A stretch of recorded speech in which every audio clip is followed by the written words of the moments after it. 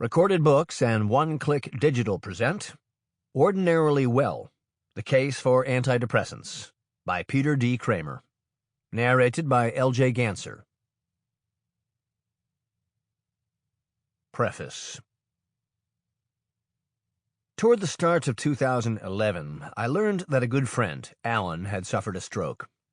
I had met Alan more than 40 years before, when we lived on the same small floor of a freshman dormitory at Harvard.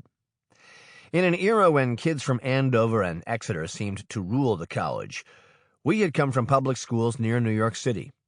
We chose the same small field of study, a combined major called History and Literature. We both joined the staff of the college newspaper. 6 years after graduation, we were reunited when, on completing medical school, I entered a psychiatry residency at Yale. I trained at the mental health center where Alan had just finished his psychology internship. We discussed psychotherapy. We supported each other as aspiring writers. Most importantly, this favor bound us forever. Alan introduced me to my future wife. When Rachel and I had children, Alan became an honorary uncle. Nor was it a matter of shared history, common interests, and gratitude only. Alan was kind, generous, funny, and wise. I loved him dearly.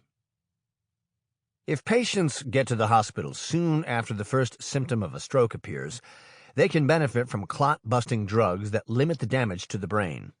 Alan had not gotten that treatment. He was paralyzed on the right side of his body.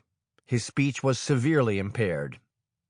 The news reached me days after the event. Once Alan asked his cousin, a doctor, to fill me in. The cousin was worried because Alan was not recovering his capacity to move or to speak fluently. It was uncertain that he would be able to practice psychotherapy or to live outside a nursing home. Desperate to be of use, I searched the medical literature for a research result that I recalled only vaguely. I found it in a respected journal, The Lancet, Neurology.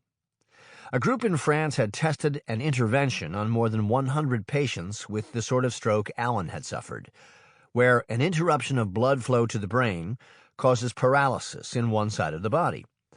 In the study, all the patients received physical therapy.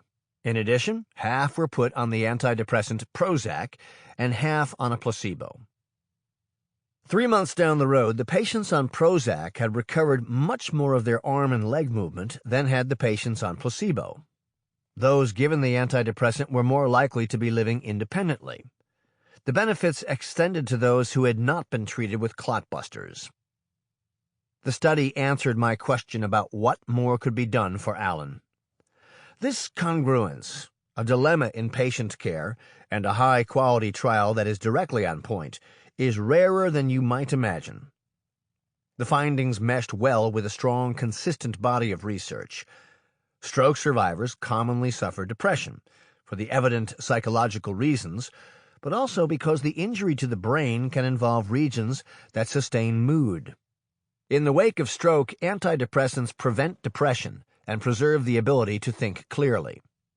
In one study with a 9-year follow-up, patients given an antidepressant in the early going were almost twice as likely to survive in the long term. The decision, prescribe or not, might be a matter of life and death. Alan had yet to be offered an antidepressant.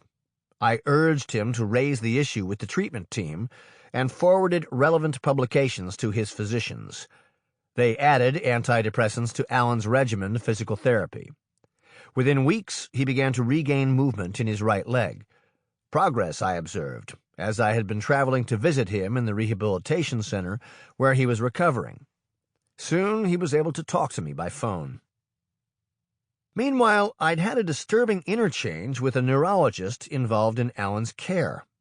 In prescribing, he said, he was making an exception based on the preferences that Alan's cousin and I had expressed. In his practice, the neurologist had pulled back on his use of antidepressants, since he understood that they were little better than placebos. He mentioned a news report that claimed that medication was effective only in very severe depression. Later, I spoke with an authority on stroke and mood disorders, Robert Robinson, a psychiatrist at the University of Iowa. Sample complete. Ready to continue?